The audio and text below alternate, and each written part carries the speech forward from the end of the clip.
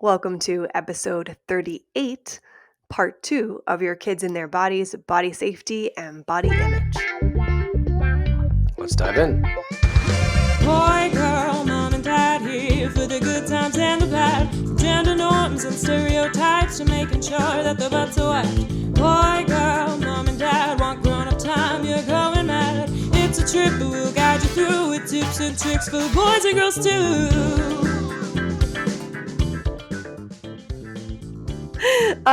On that note, Kayla, did you have any rules or strong thoughts on social media for your girls back in like the early 2000s?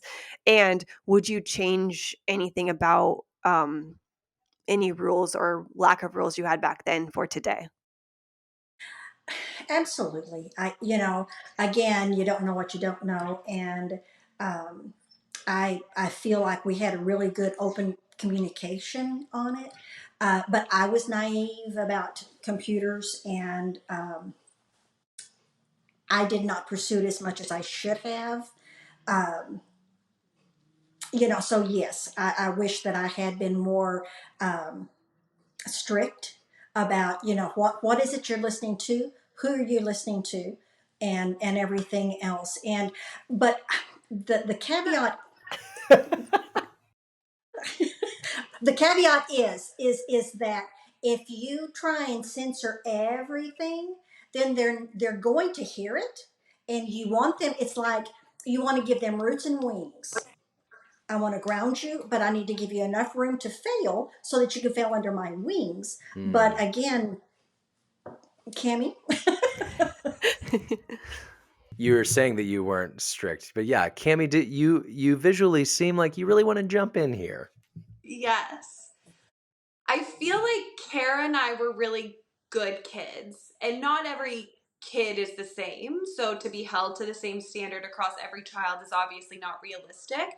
But I think considering we turned out good and like it went okay to be like, oh, I should have been stricter, I feel like isn't a fair statement That's really considering we funny. weren't just like out there on the internet doing whatever. So it's like we had access to stuff, but I think that's also really important to take into consideration, like your kids. And if your kid isn't breaking your trust, and obviously that's where the dialogue comes in and all this kind of stuff, but to say like, no, I'm going to be full blown, as strict as I possibly can be, all the levers are on, no trust, no nothing. And it's like, then all of a sudden your kid is guilty before they've even gotten to try. And I don't think that's fair.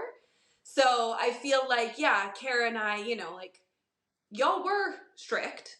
And just to reassure you, you were. And that's something we joke about, like when when we like turned 18 and went to college and then got married, and my parents like super chill and really cool to hang out with.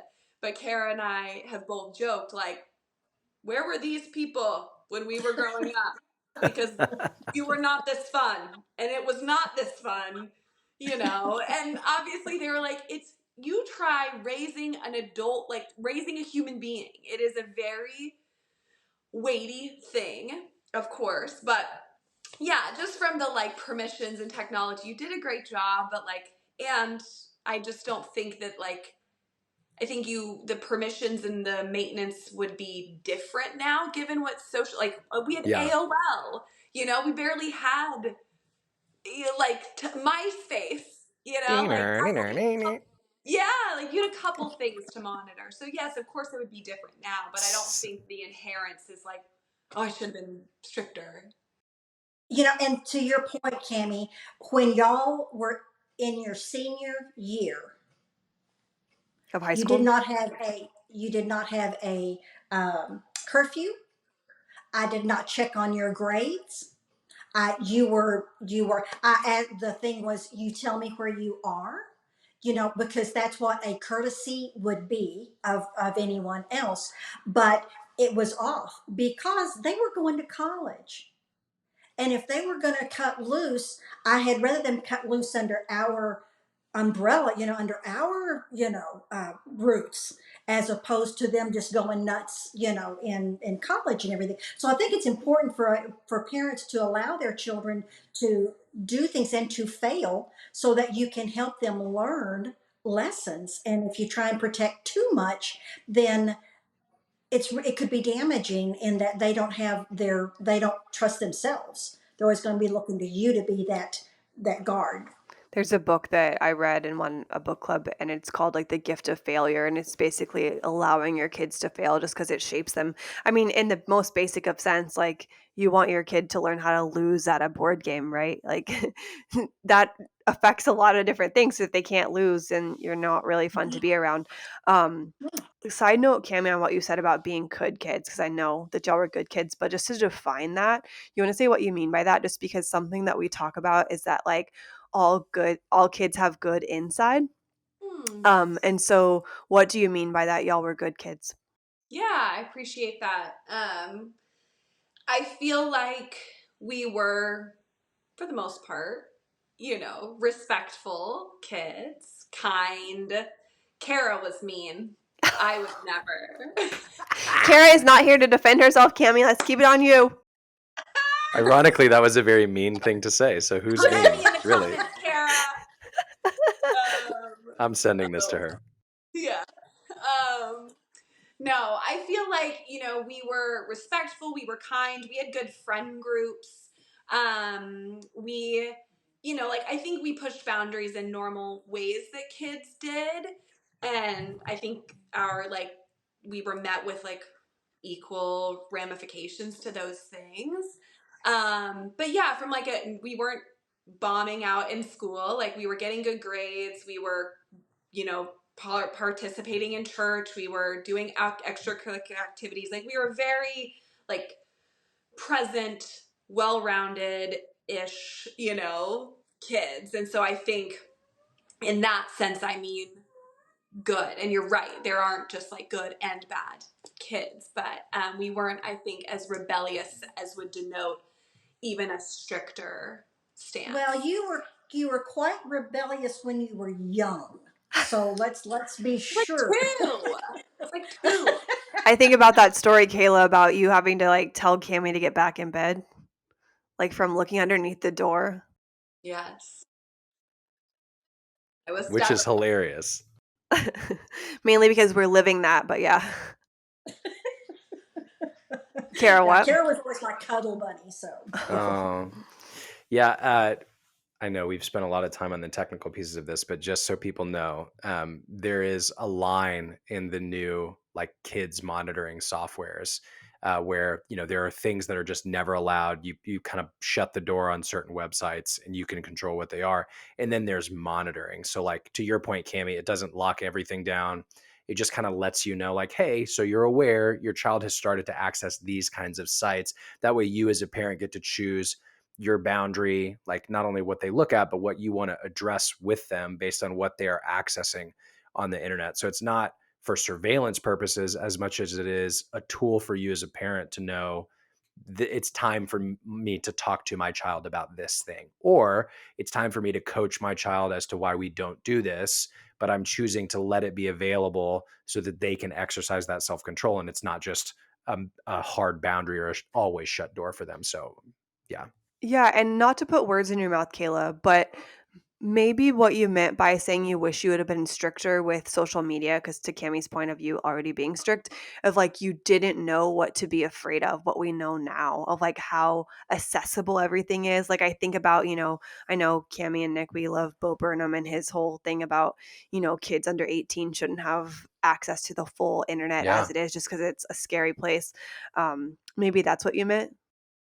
yes, it was absolutely, because it was 1982 was when we had our first computer at the office, and I bucked it the whole way, because if the computer goes down, you don't have any records. Well, I had everything that I needed in my books right beside me. So I really fought getting into that era. So yeah, you like you said, there was so much that but I think too it's expanded, Yeah. just exponentially. in what all it is available. You talking about your records made me think of why that's why Cami is the way she is with her planner and that she has to have it all written down in front of her. I do. Yes, I ma'am. love it. I love a paper planner. Cami, just a piece of education for you. They do have calendars on the internet now. It's I don't think it's new at all, but maybe it's new to you. They have it, and you can. I'll see if I can find that on my phone somewhere. I may or may not know that your husband wants you to do that, but hey, The other thing to kind of wrap this question in a bow is that, if you are too strict sometimes and you don't let your children's wings fly, rather, you want to keep them safe, but they do often rebel. And like I had friends specifically, like in college, that I knew who they specifically swung the other way because their parent was so like tightly holding onto whatever it was, not to give too many details. And so I think like I'm very aware of, like I don't want to hold it too tightly in general. I think it's just a good metaphor for parenting anyway. Yeah. yeah, You've got to, anything that you clasp onto, it's there by not of their own choosing. So when you have your fist open, it's just like leadership. If you try and lead your kids and you're always on them and everything else, then and they rebel, well then you lose the power. But if you undergird them and then you give them the power and then if they go off or do whatever, then it's on them, not on you. It's their choices. So it's really the way of looking as leadership of the family as well. And we've talked about, and I forgot what episode, but basically it's sometimes hard as a parent to not think that it goes back on you and their decisions. But it's kind of Mhm. something Nick and I have been practicing since they were young, of like, I don't like, people would compliment us on how the twins acted or something like that. And I'm like, yeah, I mean, I do what I can, but like, honestly, that's their demeanor. Like, I give it back to them as like complimenting them, because then when or if something goes wrong, like, that's also not on me. Like, I'm doing the best that I can with what I have, and just, like releasing them, letting them fly. Yes. Last question for this section before we go into tips, and we kind of already answered it, is like, when did y'all, as in everybody, when did we all get cell phones? And Kayla, you can answer it, but like, also, would any of us change the age we got cell phones if we did it again right now? You can go first, Kayla. Okay. Again, I think it's the girls were freshmen in high school when they got their phones because they were then driving Yeah. and then they were going, and I think that's right. Isn't that Cami is about Yeah. freshmen? Because I just, again, it's that access to it and everything else. Now kids are so active and they're gone. If there's a way of just like being able to use it as the tool to know where they are and what they're doing, and not all the access to all that the phone can now do, which is just the same thing as a computer. And so I would, probably give it to them at a younger age, but it would be with much more filters on it. The most popular one I've heard to giving younger kids, I think, is called like a bark phone, and it really is only just for talking, or barking, rather. Mhm, mhm. That sounds good. Yeah. What about Nick? When did you get a phone? I did not get a cell phone until very late. So I think maybe sophomore year, if not later. It was pretty late for me. I don't know if that was an intentional decision by my parents. I assume it was. Um, but I mean, cell phones were still, to Kayla's point, becoming computers, right? So it was mainly for communication. They weren't trying to give me access to anything outside of an ability to communicate. And now that I think about it, it was sold really as like, hey, now you can keep us more updated about where you're going and what you're doing. Right. I think to your question about when I would, I think without giving a specific answer, my answer is earlier than I got phones for many reasons. But I think of like, giving the phone to the children and then having like a paper over it as the representation of what I'm filtering out. And the younger they are when we give their phone, the more of the phone the paper is covering. So we have a lot more blocked off for them, and we'll begin to release it as they get older and older and older. But I think about something, Kayla, you said earlier about children identifying whether they feel safe or have seen some danger with the color wheel that you had, right? What did you call that? Mhm. Yeah, it's the engine plate. Yeah. Yeah, it's the engine I plate is think what you're it's called. skipping out. Kayla, Maybe say it one more time. say it one Okay. more time. Yeah. Yeah, it's the engine plate is what this is Yeah. called. Yeah. So I think of, I mean, that's a great tool, right? But I also think of, again, cell phones being tools, coaching your kids to be able to use keywords when they're feeling unsafe and they're not near you. So if they don't have, for example, the power to text you, they also don't have the power to text you and tell you they need you, right? So giving them some of those tools and coaching them, this is a way you can use it. I've also heard, Kayla, and maybe you've heard this as well, like, instead of having blatant, I'm scared or I'm in danger as a way for your child to text you, maybe Mhm. telling them, hey, if you feel unsafe for any reason, you text me the word porcupine, you know, Right. or Hmm. or something safe that's like not super weird, could be seen as funny, but you and your child know this is a signal that something is wrong, right? Absolutely. Because we did talk about, stranger danger, and if anybody grabs you, you yell out and you go, Yeah. "This is not my parent. This isn't my parent." Well, Camilla Joe one time was mad at me, and she was like, "I'll say you're not my parent." I'm Oh going, no. "You little rascal." So be Good kid careful. Cammy over here.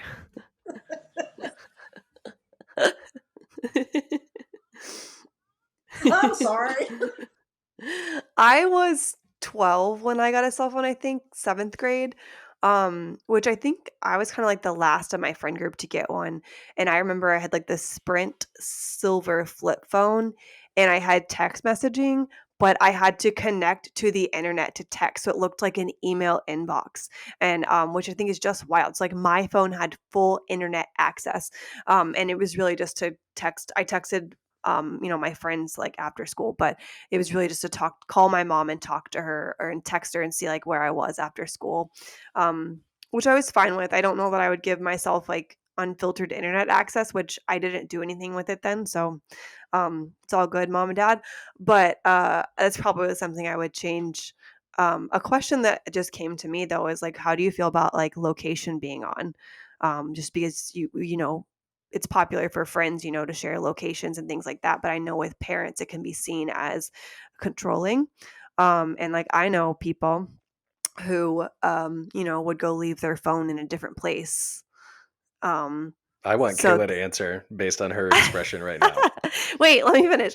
I know kids who would go leave their phone in a different place where their parent thought that they were, so that they looked like they were where they're supposed to be. The other thought, or there's the Apple tags, um, which again can give location. But yeah, feel free answer.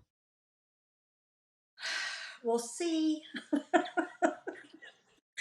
I have location identifying on Cami and Kara and John and I, and so that I can just see where they are. And I made the mistake of texting Cami and saying, "I hope you're having fun on the island."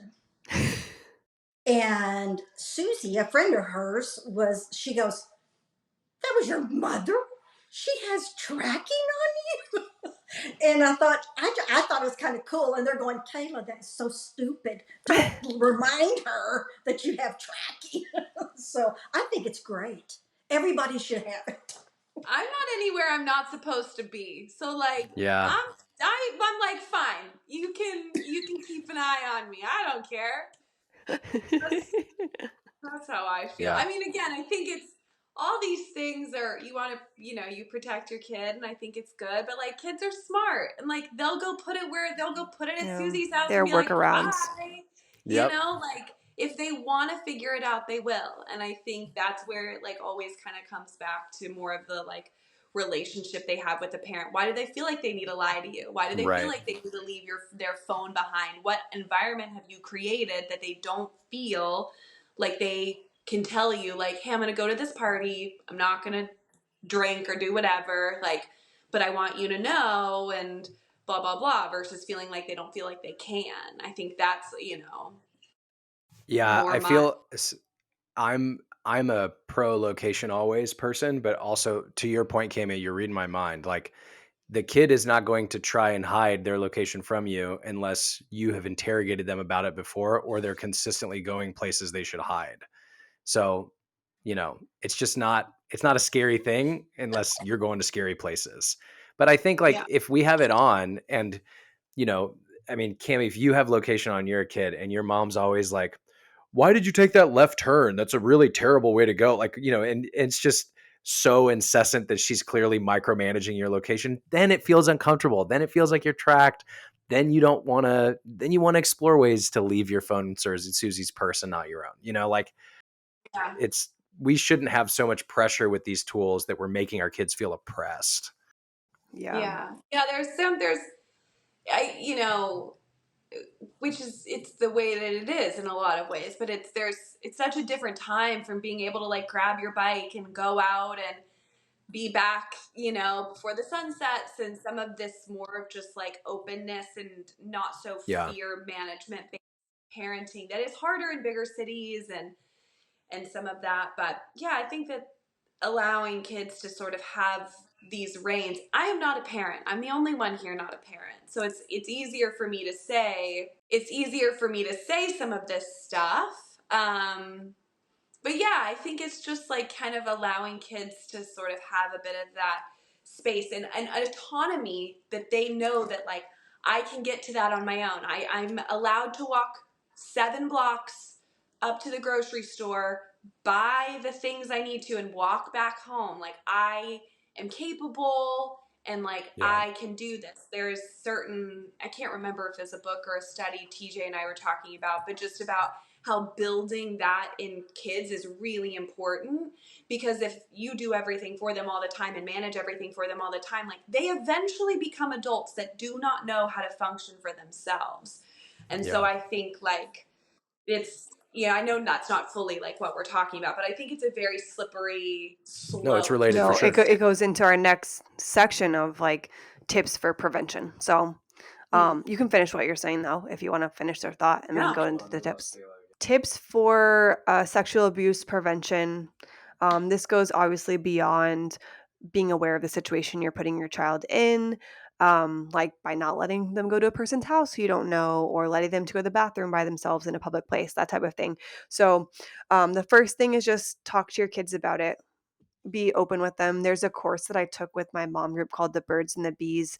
And it talks about, it's basically sex ed, makes it sound really generic, but it talks about like a drip method to where you're talking about things from a very young age, to where you want to be the first person to talk to them about things because you can shape how they view things. And if they hear about it from their friend at school or something else, like the internet, then it's a little bit different. And so you just want to start talking to your kids about things. Which kind of goes into the next tip, was teaching them anatomically correct body parts. My dad actually taught my sister and I, like when we would take baths, like all of the proper names for like our body parts, like our patella or our fibula, things like that. And so there was a whole point where I could like name all of them. I can't do it anymore. But basically, when you're teaching them their anatomically correct body parts, then if there's someone speaking to them who's a groomer or whatnot, they are aware, because they're like, oh, this child has a person who talks to them about their body parts, so I probably couldn't get away with things. Whenever we're potty training right now, so whenever we are going to the bathroom and stuff, we often say like, this is your part and it's yours and it's nobody else's. And like I asked them today whenever we were going to the bathroom when they woke up, of just like, whose is that? And they're like, it's Cypress's or it's Olive's. And so we're just already talking about that. Do you have any comment on that, Nick? No, but I know that Kayla does. Yeah. Anybody else? Well, it's one of the things to kind of to put it in your perspective, and I can't remember who it was that where I heard this from, but it was a daughter who asks her dad about sex. Well, can you tell me about sex? And so he goes, well, later, later. And she was young, and so he had a suitcase. They were on a train, and so he says, would you carry this suitcase? And so she tried to pick it up and she'd kind of drag it and everything. He goes, you're asking me a question that's too heavy for you to carry right now. So let me just, what is it exactly you want to know? So you put it back on there. What are they asking? Mm. Because you could go, well, let me tell you about, and then the whole thing. But so it's you answer the question they ask, not the whole part of it and everything. And again, that's one of the reasons why I wrote My Body's Mine, is because in the back of it, you don't have to know anything. You don't have to know what to say or anything else. When you read the book, you read the back portion of it, then you can have the confidence to start the conversation. But you can also tell them, well, I'm not sure. Let me think on that, and let me get back to you with that. Yeah. Kind of going along with that, that we've already talked about during this episode, is teaching body autonomy and letting them do what they want to do within reason, right? It could be as simple as like, oh, you don't want to wear your hair in a ponytail today? Great. Oh, you don't want to hug that person? Great. As long as it's safe and appropriate, like do that whenever possible so that they Mhm. are understanding, but also like you're also allowing them to say no to things and that that's acceptable and like their no means no. Another thing is no secrets. If someone tells you to don't tell your mom or don't tell your dad, that should be a red flag to them. That's something my mom always told me of like, if they tell you not to tell me, like you need to tell me, but like basically like that's a red flag for you to know like, okay, something is not right.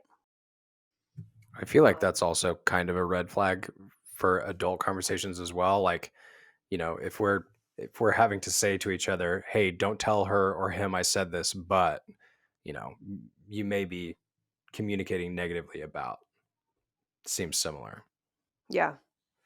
Um Another thing with that is like no one gets in trouble for telling your parent the truth or asking scary questions. Like don't make fun of them. Be aware of your reactions when they're telling you the truth and when they're asking a question, because that may, if you react poorly, it may make them not want to come to you in the future. And that's what you want. You want to be the safe space.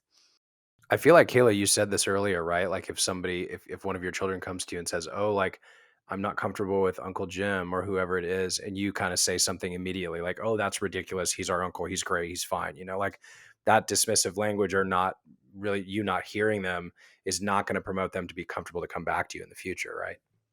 Exactly. That's what, because it's the parent is to the one that is to be the safe space, and that is to be regulated, and to not show even though inside you can be cringing and screaming, but you're going, can you tell me more about that? How is it Yeah. that you're feeling about that? And inside you are it scream, but you don't let the child see that, because you again want to be that safe adult, and helping the children identify a safe adult. It's like, you can say, Cami and TJ, they're safe adults. So Yeah. if I'm not around, you can tell them. So not, that you identify the safe adult for them, so that then they know it's not just you, but that it's a very limited number of people. That's good. For sure. The other thing just in this section that I wanted to say is like, don't forget about boys. I think we've talked a lot about women and girls, but like this does happen to boys. It does happen to men. Um, I've read several books of like Why Gender Matters by Leonard Sachs, Boys Adrift also by him, and then Decoding Boys by Karen Natterson, and Boys and Sex by Peggy Orenstein. And I not enjoyed, but enjoy learning from them per se. And just like, it doesn't just happen to girls. And just to keep that in mind, because we want to keep our boys safe too. And then the last thing that I have is basically what we already said, Kayla, is like reiterate it often. You want to, keep reminding them. It could be like, I think this is something we have to do with kids anyway. Like every time we go outside, we tell them like, what do we do? We stay together. We hold hands when we cross the street. What did we do when I say freeze? Like we have to say that every time. They're still learning, and there will be a time where we won't have to say it. But it's our job as parents to basically reiterate that. So I And could I like that you go said ahead. freeze, because that's what I always, because that's what I would say with the girls would be freeze. Which, because you say stop a lot in conversation with different things, but freeze is a different word. So that way they're going to freeze before they cross or do whatever to keep them safe. Yeah, that we can thank our nanny for that one because she says freeze with them. There's a song you can listen to it on Spotify because the party freeze dance song, and it's a fun way for getting your child to practice freezing and like knowing what that means because play helps kids learn more. Thinking about reiteration, like Kayla, you just mentioned safe people, right? I could see like we know we're going into a big event or a space where there's a lot of people, asking your kid like, oh, who are your safe people, or reminding them like, I love remember, it. me and dad are safe and Kami and TJ are safe people. Like that's a good way to keep that reiteration going. Mm-hmm, mm-hmm. Yeah. Any other tips or things you can think of, Kayla, that we missed? No, I really think that, that you really have hit on so many different topics because, again, it's reiterating that, keeping you being the safe place, and making sure that the behavior, when you see a child displaying a need, behaviors display a need, meet the need, you change the behavior. When the child is afraid or whatever, you don't know what has occurred. So, especially like if it happens, and then they could then tell you about what's occurred. So, I really think that you've covered so much area. I think we're good. Great. Great, great. Early, often, reiterate. All right, moving on to body image. Cami, are you ready? I am ready. Put me in, Good. coach. What does Kami know about body image? Oh, a lot. So my first question for you is we already talked about what you thought body positivity is, but how can it be misconstrued and how is it different from body neutrality? Because I know you're big on both. Yeah. I think, with body positivity, you almost like we had to have a pendulum swing. Like we had this, we in our culture, we have a big, we have a pendulum of people really like judging their bodies and critiquing their bodies. And body positivity was almost like that swing to the opposite side where like everyone has to love their bodies. You love it. You love it. And all bodies are good and all of that kind of thing. And I think while that is a really nice message and I think something that a lot of people want to feel, doesn't always feel reasonable or realistic to most people, which is why I advocate a lot more often for body neutrality, which is not so much that you have to love your body. It's more separating your body from your sense of self at all. And can you respect it? Can you appreciate? You might not love how your legs look in the mirror or in a swimsuit, but can you appreciate that they can carry you up the stairs or take you on a run with your dog or, whatever that might be, lift really heavy at the gym, all those things. Like, how can we look at our bodies with a sense of respect? And I think I'll always advocate for that. And you don't have to love it, but if you were going to respect your body today, what would that look like versus hate? And so I think body positivity is lovely and is really good to represent people who are marginalized and not represented very often in our culture, but it's not for women like myself. And so I will always advocate for something more neutral because I think that can apply to everybody. Did you have a comment, Nick? No, I mean, It looks like you had one, so that's what I was asking. sorry, no, I'm taking it in, right? I think like I just know that a lot of your clients, Kimmy, are women, but it's hard to not think of the men in this scenario. I think like while guys don't really talk about how things like body positivity and body neutrality may affect them, similar to the previous subjects we talked about in this episode, I feel like it's just as applicable. We felt it in different ways, but I mean, I frequently am not happy with the way that I look and the way that I treat myself and talk to myself. So, I feel like Lauren and I, we're doing humbly a great job at coaching our kids to have better awareness around body positivity and body neutrality, and giving them the tools to be better about it. But, we got to remember to do it for ourselves as well. Yeah, they're Mm-hmm. going to pick up on anything how you talk about yourself, how like even going back to like what you said earlier, where you're the first one to maybe pick on yourself as a joke, this more like self-deprecating, like I'm just going to say the thing. And I think it teaches, kids in a sense like, oh, like that's not a good thing, or like, oh, I have to make fun of myself to make other people feel more comfortable or make me feel more comfortable. And they're just trying to learn how to navigate the world, and obviously nobody is perfect, but I think, yeah, it's like how we I will like will always advocate for a parent or an adult to like go to therapy and deal with their own stuff, because you will pass it along to your kids whether you mean to or not, unless you can like more deeply address it. Yeah, and Kayla, you said earlier as well, like I think Lauren, you did too. As we're parenting, we have to remember that a lot of what the kids are learning is just watching us. It's not what we're saying to them; it's how we're treating ourselves and our spouse and our friends as well. So, if to your point, Cami, if we're outwardly treating ourselves not so great, and choosing to make fun of ourselves or tear ourselves down or not appreciate and honor what our bodies can do for us, they're going to maybe pick that up and internalize it themselves and think that it's normal and natural, even if we're trying to verbally give them another direction to live. And not dealing with yourself and your own stuff is a choice. Like, you think that, "Oh, I don't wanna make the choice to deal with this." It's still a choice by not doing it. It's still affecting. So just because you don't wanna deal with it or handle it does not mean that it won't affect your child. Yeah. Cam, Well, did you and have two, something else? Sorry, go ahead. yeah, and two, what with the girls, because I had asked them, what would they have done different, as far as being raised. Both of them independently told me, "I wish you'd taught us how to take care of ourselves." Mm, And and I'm going, I don't know how to do that. Well, I wasn't taught that. I was taught that you give all that you have to others, in service. And it was never about taking care of myself. And mm, so that's something that I'm glad that both of the girls are really focusing on, is taking, because you can't give from a dry well. Yeah. But I would constantly, do that. And so I think that that's why it's important, like Cami was saying, that your self-talk is so important, and that you really need to be aware that you are your best advocate.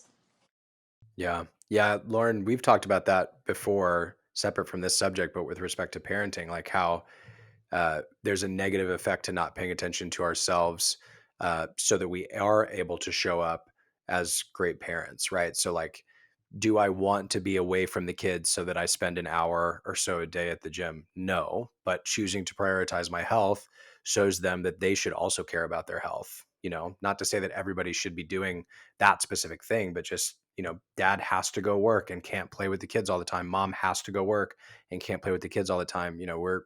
We're showing them that taking care of ourselves is an important thing. Um, but yeah, I can understand how that would be tough to hear, Kayla, from your kids. Well, it's, because it's truth, and it's something that I need to work on a regular basis, because I'm Yeah. now learning it. But one of the things that I saw was that a young mother, that she had her quiet time. But when she had her quiet time, she set her children up with a quiet time as well. And so, okay, we're having quiet time now, whether it was books or coloring, or whatever it was for the children, but that she did not stop her quiet time, but that she would have it with them, and they could be in the same room. There was no talking or anything else, but they could, do what they needed. But that quiet time was important to her, so she instilled that into her children as well. And I Yeah. Yeah. thought that was a great idea. Yeah, That's good. modeling that. We don't, this is somewhat of a different subject to go down this path, but I think um there is a certain martyrdom in the southern region of the United States that I think parents have thought that they had to like give it all and not put on their own oxygen mask first. This is the part that is a different topic, but I think that it is heavily rooted in some forms of Christianity, and that uh this might be controversial, but Jesus didn't come to he did say like do things for other people and help them, but he didn't say like self-deprecating, like don't do things like to yourself. Like, you need to take care of yourself, and by taking care of yourself you can also like be a better parent. Like when Nick said, when I go work out and take time to myself, I am showing them that it's important to work out, to move your body, to be healthy, and like also filling my own cup so that I can pour from my filled cup into them. That's the second command, is that, of the greatest commands, is the second command is to love others as you love yourself, not instead of. Yeah. or before. And so that really, I finally got that into my head. Come on. Kayla bringing the good word today. Speaking of our bodies, something we love putting on our bodies are products from Primally Pure. We use their deodorant, we use their body butter, we use their face soap. So many good things. You can try it for yourself with code BGMAD. and get a discount on every single order every time you purchase. Try it out and let us know what you think. Go do it. Kind of in that same mindset, the next question for you, Kami, is how do we frame fitness and movement for our kids as they were growing up in a way that is healthy, not like you need to work out because you have to work out and you need to be thin and all this stuff, but just as a practice. Yeah, I think for kids, and again, it was just different in how we grew up. And I do think the South is also slightly different, maybe even still. But I think this concept, I like using the word movement because I think it feels broader, it feels more open, it feels more accessible. I think as kids, we're put into sports, and if you're not particularly athletic or if you don't end up identifying with a sport, then you don't really know what movement looks like outside of that. They have, PE for kids, but it's not really like celebrated as like, yay, like, do you just want to move your body outside of an athletic team sport? Great, here, just do this. It's like, oh, you couldn't cut it. It was at least how like my interpretation felt, like when I stopped playing basketball in high school because I definitely couldn't cut it, like and went into PE, it didn't feel as good. It didn't feel like a positive that I was still moving my body because I wasn't moving my body as a team. So I think as a parent, showing your kid going on walks, hiking, what brings you joy today? Do you want to dance? Do you want to go swim? Like, how can we consistently move our bodies? And then if you do enjoy a team sport, great. That's fun. Go do that too. So I think knowing that movement is always a good thing to incorporate and it does not have to be confined to a team sport is a really important distinction for kids to understand, because that just wasn't how I learned movement in my life. And also kind of from my background, like I either moved to be on a team or I moved to lose weight. And so those were the two ways that I like, oh, okay, if I'm not going to work out for my sport, then I'm definitely just going to work out so that I can get smaller. And I think learning young that it's like, no, our bodies want to do this and it's good for us and it helps our mental health and it helps our stress and we can be strong, like, is a really good way to approach it. Love it. Okay, let's talk about food. A major question that I had repeated to me in DMs and emails, just like how do you handle a child not finishing their food? And just learning how to follow their own hunger cues. Yeah, again, not a parent, haven't had to deal with a child not wanting to eat or wanting to eat, but I have a book that I bought. It's called Fat Talk, and it's for parenting in the age of diet culture. And one of the things that they talked about was there was a dietitian and family therapist, and she coined a term, division of responsibilities, when it comes to food for your kids. And basically, your responsibility as a parent is to decide what's on the plate, ideally something balanced, but decide what's on the plate and when and where you eat. And your kid gets to decide how much of that they eat and, in the order that they eat it and what they eat on their plate, and kind of just trusting them, like they might not eat as much as you want them to eat. They might eat more than you want them to eat, but letting them figure it out. I'm a big believer in intuitive behaviors, and that doesn't always mean that we'll always want the good thing, which is why I think you try to present balance and variety and nutrient dense options along with a cookie and a piece of pizza and whatever feels fun and good. But I do think like letting a kid decide when they're done and not being like, you have to finish this is, a preferred route in my book. I agree. And I think that's kind of like what we do now. I think it's important to look at everything that they're having. And if they're not eating, like, did they have a snack that was late? Like, what was the snack? Was it something that was like crackers or something, or they had a little bit too many to where they didn't realize that they were going to be full.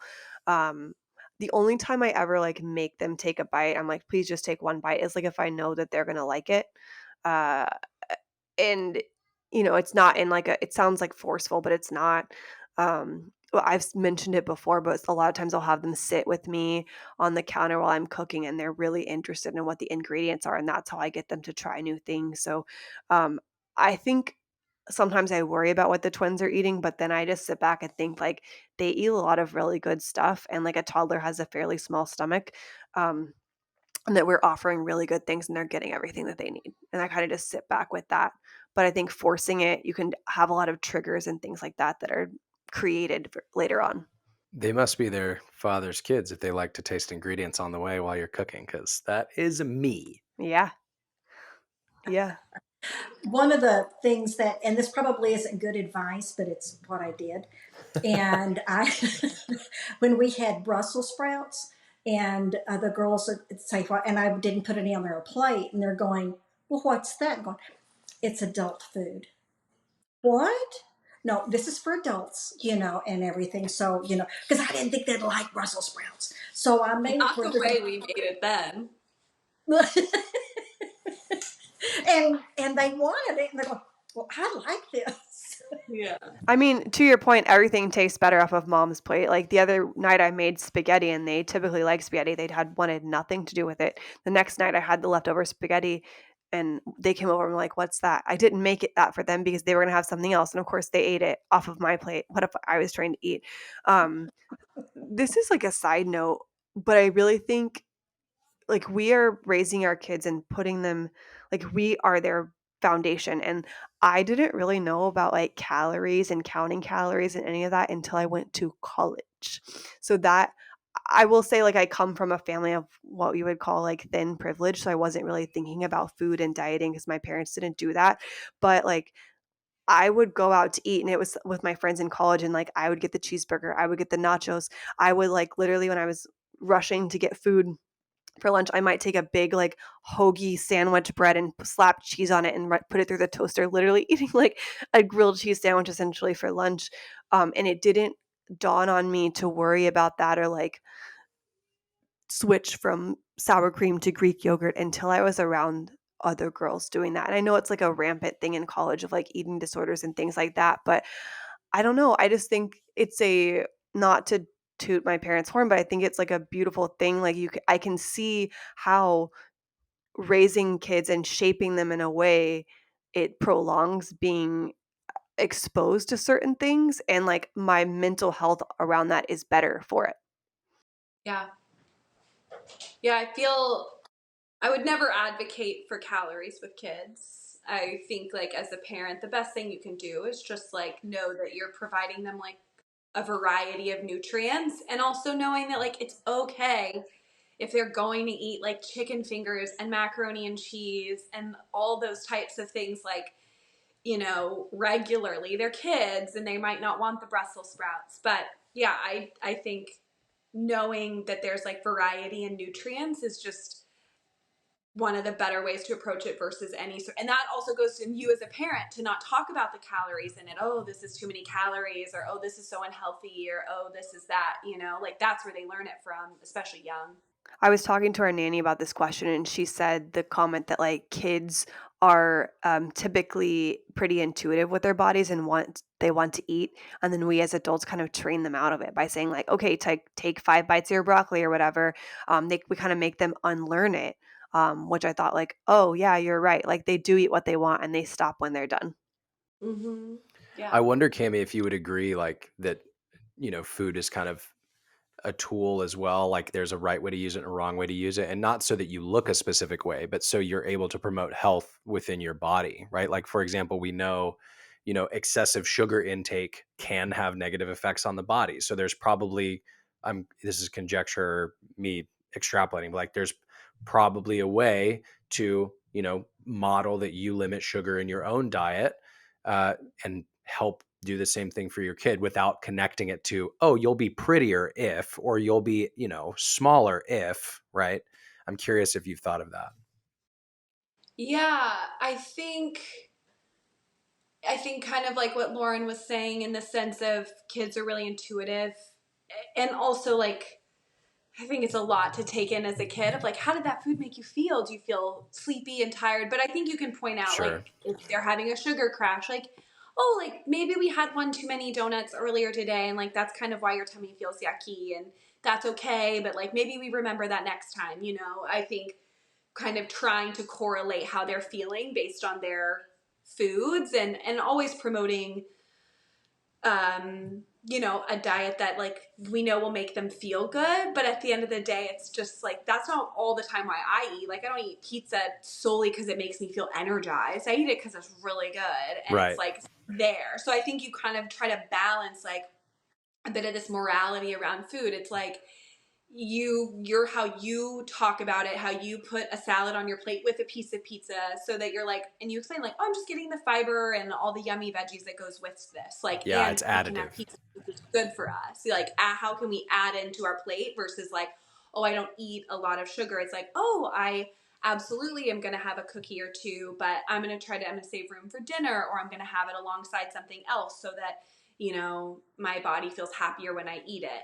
And I think, yeah, go ahead. Whether it's right or wrong, this morning Cypress asked for a cookie because we made cookies this week, and it was like with breakfast. We hadn't even eaten breakfast yet, and I was like, "We can have one later. We need to eat it with other food so that our tummy doesn't hurt because like if they eat the sugar, it's not just supported by the other fat carbs." I'm not a nutritionist or a scientist, so I'm gonna sound I don't 100% know what I'm talking about, but I do know that like when I eat sugar with other food, like you don't have the crash. It's not as big, I think, is what it is. Yeah. So just trying to minimally teaching that in a very kid-friendly way. I like, Kami, the way you said, like, you approached the communication around the food with your kids, right? It's not like, oh, maybe that last donut made it is rather, maybe that last donut made your stomach hurt. It's not, oh, you had one too many donuts and you're going to get too big or something like that. Mm-hmm. It's being careful Yeah. about how we talk about the food. Well, and Cami, what you're also good at is, there's no bad food. Food is neutral. Yeah. And yeah, I think as kids, like as soon as they can never eat chicken nuggets when they're at your house. They can never have, you know, a Rice Krispie treat. Like as all of a sudden, like that becomes the thing that they want or the thing that they have at their friend's house all the time. And they like, because they're not allowed to have this. And I think that scarcity, that restriction, like mindset is just very rarely beneficial in the long run, you know? I have seen that time and time again, whether like in my own childhood or like in college where I saw, like whether they didn't have it in their household and when they came to our house, we did have it. And my parents were very good about teaching us moderation, but they would just go ham because the scarcity has been created. Yeah, it's a hard thing to learn. Yeah, it is. How we are is how we parent. So how we talk about ourselves matter and shape our child, whether we realize it or not. So what would you do, or what would you suggest for adults to reframe how we think about ourselves, but also edit how we think if we haven't moved past it yet? Edit how we think about ourselves in front of our kids. Cami. You Yeah, hit I her with think a big one. I know. I think it goes back to kind of what we've said in if you haven't dealt with your own stuff, like then you're going to pass it along to your kids. So if you're constantly talking down about yourself, if you're constantly like pointing out the things you don't like about yourself or even about other people as an insecurity within yourself, like your kids kind of pick up on that. And it's really hard for them not to if you can't even admit that you struggle with that in the first place. So I think by you dealing with it, you're allowed to have those thoughts, but I feel like it's more important to pay attention to behaviors. I mean, thoughts are obviously important, but like I can have a negative thought about my body and not want to put on a swimsuit, but can I still put on the swimsuit and go to the beach with my friends? Like, can the behavior not be always like correlated with the negative thought? And so can you have a thought like a lot of parents probably do fear having a kid who is in a larger body because they will be treated differently because of the culture we live in. So you might be trying to protect them, but really you're now placing this fear that you have as an adult onto your kid who doesn't really know that that their body might be perceived differently until you start to make them feel that way or start to affirm maybe what they've gotten from the outside. I think knowing that like you have to start within and then that'll trickle down to your kids is like really the best thing that you can do, and not judging yourself for your thoughts, but trying to like let your behaviors come from a place of like love and kindness towards yourself and towards your kid. To your point, Kami, and also to bring guys into this as well. I remember extended family members asking me when I was swimming when I was a kid if I wanted a swim shirt so that I could cover up my upper half. And it wasn't being asked of every guy who was out there swimming in swim trunks. It was just like, oh, hey, Nick, like maybe you should think of this.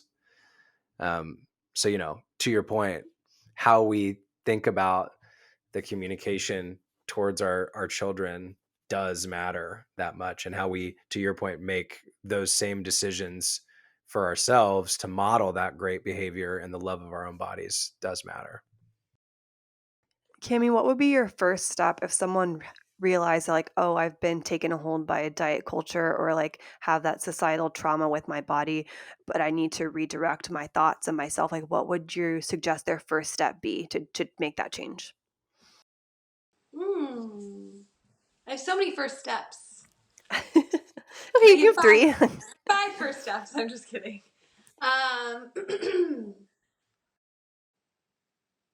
The first step.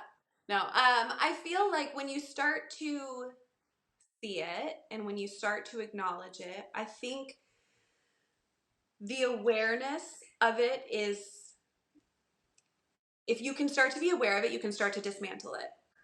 And so I think like as you see it in your culture, as you see it in advertising and TV, like you will start to notice all the times that these negative narratives, or diet culture narratives are perpetuated within our culture. And once you see it, you almost can't stop unseeing it. And when you can remind yourself that this is solely being done not for my health, not for my benefit, not to make me a more worthy and wonderful human, it is solely there to make money. It is solely there to sell a product. It is solely there to make me feel worse about myself. And if I give into that, they profit from that. Like that is it. And so I think being able to see it and know what it is and what is happening and what it's being done starts to take away a lot of that power, and then allows you to be, I think, also kinder to yourself of like, oh, this is something that has been just berated in my head for decades. No wonder I feel this way about myself. And so then you can hopefully be a little gentler too, because you can see that it's just constantly around you, and then go to therapy. Yeah, something, because I think you're really humble. You are a body neutral personal trainer. So what I would suggest based on my being around Cami is that like look for somebody like her if you need help with like movement and struggle with, just thinking about it as movement and being body neutral. Look for somebody like her who has that. She also has courses. And then you also have your other branch of like neutrality, which is all about being coming to a neutral spot with your body so you can maybe one day get to that positive spot with yourself. Yeah. Lauren gave Yeah. me a low ball to plug myself. It's okay. It's okay. I think also something that you've talked about before that I think would be a good first step for people, because like I think people will have different first steps they need to take, right? So these are just options. You kind of already mentioned it, is like being aware of your social media.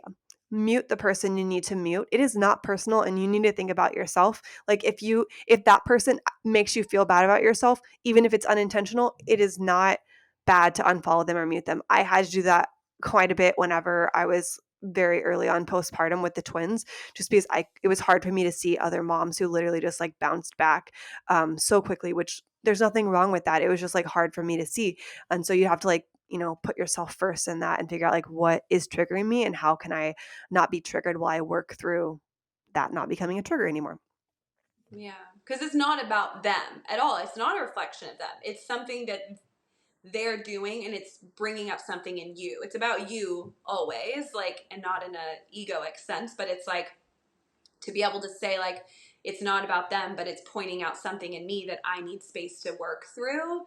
And I think that's like a way to look at it to where like I can come back to this when I'm in a healthier place and like live and let live and love for them, you know? I think some people are like, oh, yeah, it's so rude to unfollow, or like you can't see anything that triggers you. And it's like, I don't need social media to be a space where I like feel bad about myself and I'm constantly having to be challenged all day. Like, we're not doing that. Yeah, and to Lauren, to your point, like, and this may be a hard recommendation, but it's okay to be transparent about that. If somebody feels like, oh, why did you unfollow me, and they ask you, you can say that, that therapist language of, oh, nothing to do with you. When I saw these things, it made me feel this, and it's to your point, Cami, about me. It's something I'm working through, and it was a decision I had to make. So that way, it's not, oh, your content sucks and it makes me feel a terrible way. So, I'm out. Like it's just, Yeah. we can be transparent about why we're taking care of ourselves. And also, if that's a real friend and they hear you saying you're struggling with something, hopefully they're hearing that they should be helping you in some way, not that they are terrible. Yeah. Yeah. Yeah. What are some other things, like, obviously, we all love books here. You mentioned the Fat Talk book. Is there any other literature that adults can read, to kind of get them in a better mindset like this? Yeah, Fat Talk is great. More Than a Body is one I'm reading now by two researchers. So it's wonderful. Health in Every Size is great. The Body is Not an Apology. Those are some great places to start. And the name of the book you're writing TBD. Someday. It's Someday. coming. It's coming. should be coming. Yeah. A book that I thought as far as like a kid's book was the one by Mother Moon that goes with her song on TikTok. I don't know if you've seen her. That's like, I love my body from my head to my toes. That one, really good. The other one I thought of earlier that I wrote down that I think is good in general, to this topic is the tummy yeti, and it's about like I it's about a yeti that like causes ruckus, but also his yeti makes him feel safe and stuff. And so that's a fun one. The twins love reading that one. Yeah, I think that's, and obviously all of Kayla's books. Yes, I was going to say that. Yeah. What's your response to people when they say they have earned their brunch or dessert or need to earn their brunch or dessert, Cam? I mean, I feel like one of the things people will say in front of me and then be like, oh, I bet I don't have to earn my food. I know. Yeah, food and movement is just like, it is not a value moral system. It is not something you ever have to earn. I think as soon as you start feeling like I can only eat this if I do that, all of a sudden, like, you take away the beauty of what movement can be, which is like just to move your body in great ways, and you create morality around food in a way it was never intended. Like, yes, will different foods make you feel differently? Will they respond differently in your body? Of course, but like, I just don't think that a behavior is, what denotes what you can then put into your body. Yeah, I hate I know. It's I've a been in physical workout. cringe that I've seen Cami have when people say things like that. so Yeah. annoying. Well, I I've don't been care. in a workout class with her where the trainer will say that at the beginning, and she's just like, is it too late to walk out of here? I'm like, you're not going to be my vibe. I can But tell. on that note, I saw a TikTok, and I don't know that it was original to them, but I really liked it. And it was like, if the person cannot fix something that you're going to tell them about their body, like in a 10-second window, then you don't need to point it out. It's like, oh, do they have food in their teeth? Or, is there a stain on their shirt? But like their weight or, acne or something like that they can't fix, like you should probably just not say it, especially to children, to wrap it back to children. Yeah. Yeah, no.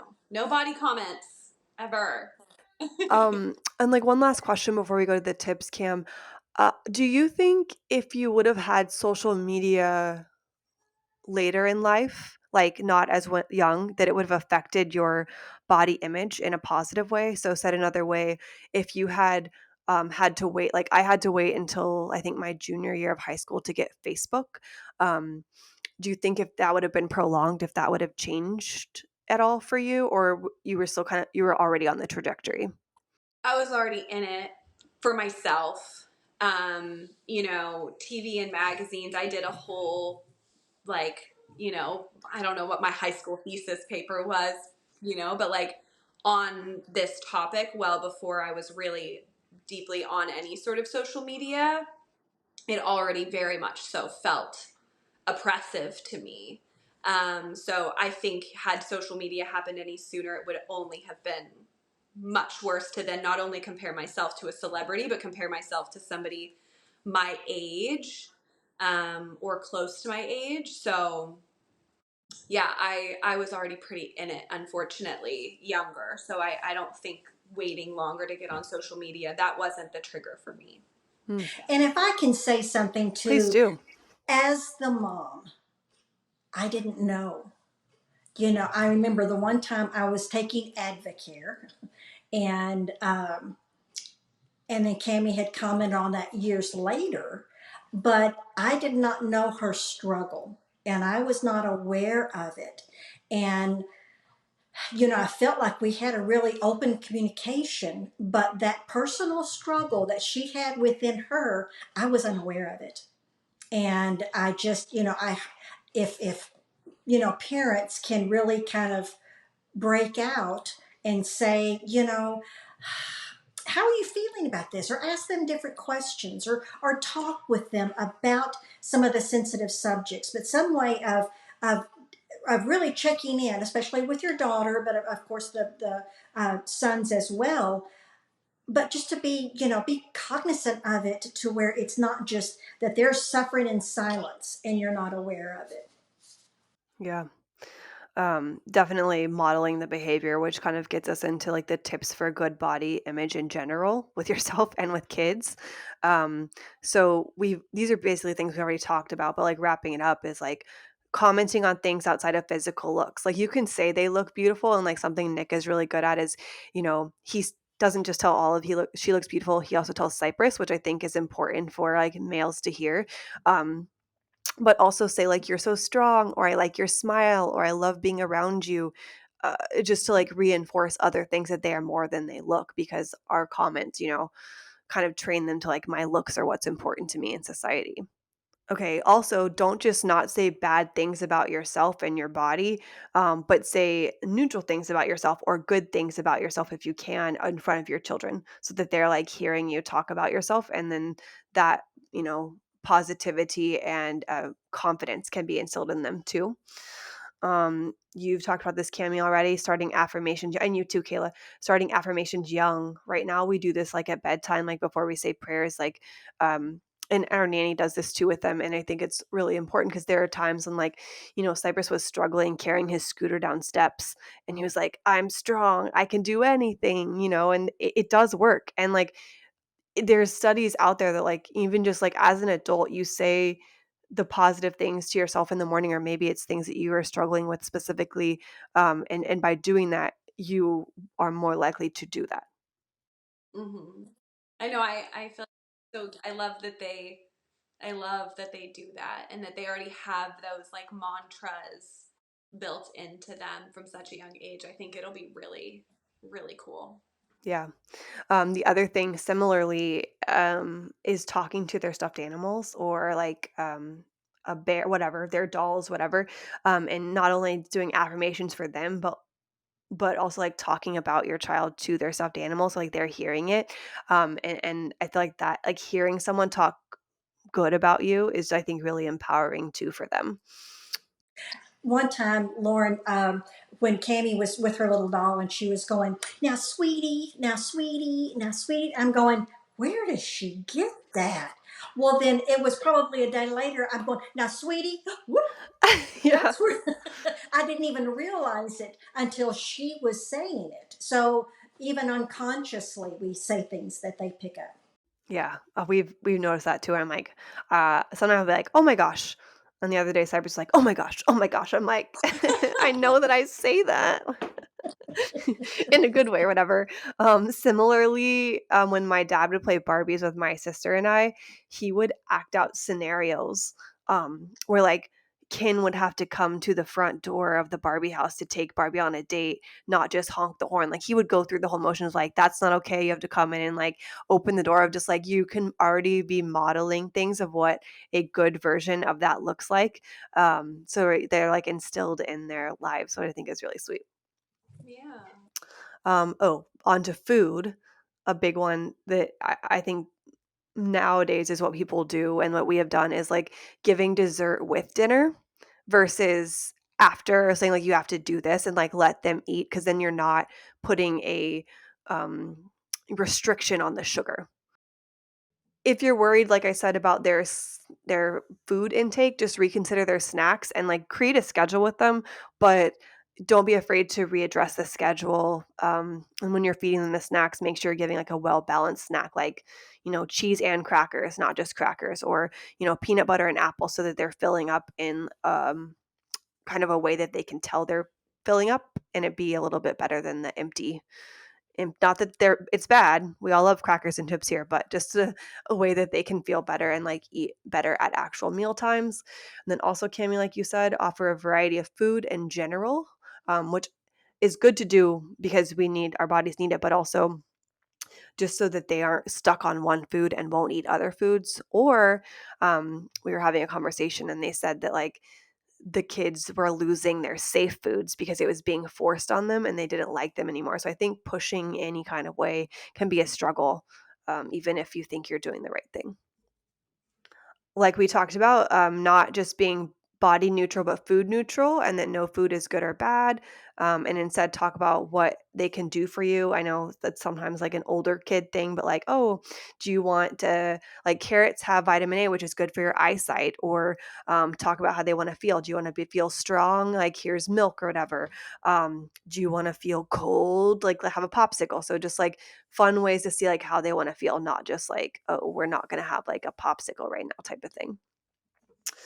And then the other thing with this section too is don't forget about boys. It's not just girls that have like body image issues.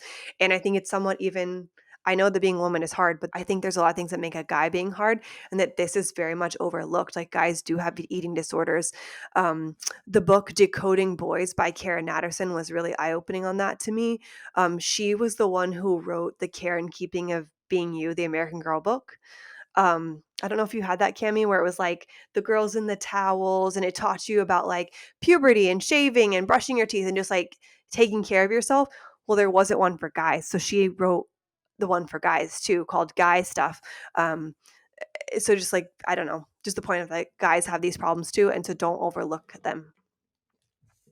Any other tips or anything for just having good body image in general, or passing it down to your kids, or things you can do with your kids? Yeah, no, I think like that, I feel like we've covered a lot. I feel like what we're talking about, even with like an affirmation perspective, it's like speaking into your kids about a variety of things rather than just like, oh, you're really smart. Like you're my studious kid. You're my studious kid. Like anything that you over-identify them with, they become over-identified with. So I think just like in regards to the balance of it all, just like kind of spreading out the love so that they have a very like holistic view of their value in themselves, so that if one takes a hit, it's not going to affect them as a whole. But yeah, overall, I feel like we covered so many good things. Me too. Do you have anything to add on that, Kayla, on this section? Well, on one of the things is that John always took the girls on daddy dates. And it didn't have to be someplace expensive. I mean, it could be at McDonald's or wherever. But it was that he would pick them up and open the car door, and because that's the way we wanted our girls to be respected and to be treated good. And it was not a demeaning. It was just, it's kind of a way of honoring and everything, to tell them, how much they're worth. But it was that one-on-one time with that parent, just by themselves, that they each had individual time, that I think is very important.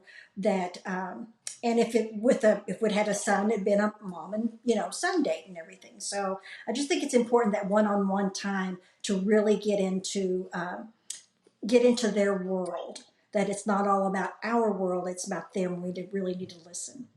Yeah. Yeah. We've done that. I've taken Cypress on little. I took him to the Natural History Museum in LA to see all the dinosaurs as a little mommy sun date. Um, Yeah. And Olive. I've done. What did I do with Olive? I don't remember what I. Oh, I took her to the Man Girl store. We had tea there. Anyway, we're working on it. It's something we're doing. Noted. yeah, you're succeeding. Yeah. You want to say something, Nick? You want to wrap it up for us? All I can think about right now is the videos people are posting where it's like a dad and a daughter and they're out at a nice restaurant and it says like taking my daughter to Olive Garden so your dusty son doesn't impress her with his McDonald's or something like Oh. that. So it's like I mean nothing against McDonald's, it's just funny, you know, like to Yeah. this point being intentional and taking your kids out on little kid dates Yeah. and modeling good, encouraging, ethical behavior is powerful. Yes, it is. Thank you all so much for being on. You want to give us a little quick of like where we can find you, any social or like where we can buy your books? Yes, it is on Amazon under Kayla J.W. Marnach, and on my website, also the KaylaJWMarnach.com, or the Can Do Kids series. Can Do is hyphen series, and on the website I have some free resources that also that you can download and to help you. And there's a little short video so you can see what each book is about. Wonderful. And I'll put all those links in the show notes too. Okay, thank you. Yeah, best place probably for me. All my links are through my Instagram, just under my name, Kami Blease. So my body neutral personal training brand, Worth More Wellness, Neutrality, my women's community, all of that is easiest probably to find on my Instagram. Yeah. And just as a last thing is that just remember that you are your child's best advocate. That you are the one that really that they're dependent on, and you are their safe place. So it's a great responsibility, but a wonderful blessing too. Yeah. It's a So beautiful little end. Yeah. Thanks so much for being on with y'all. We love y'all. Thank you Hey, both. love you too. Okay. Alrighty. Bye. Bye-bye. Bye. Bye-bye. Boy, girl, mom, and dad. Gotta wash those butts together.